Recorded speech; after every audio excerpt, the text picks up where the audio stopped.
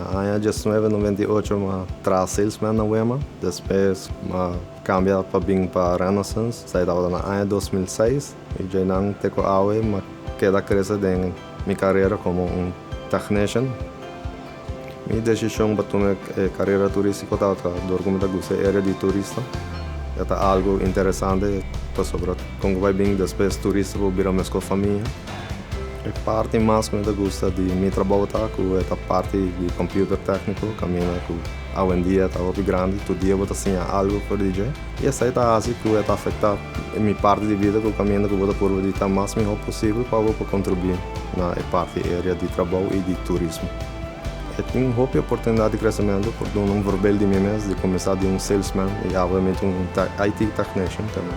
Tenho crescimento para se for dona de boa parte, automaticamente amanhã vou ter crescer também no meu trabalho. Vooral para jovens, eu prefiro para não por cava na escola, não ter um diploma na mão, para assim não por bem e aplicar e seguir crescendo na área turística. Isso é uma parte muito grande de nossa comunidade. Meu nome é Gregory Carolina e a mim está turismo.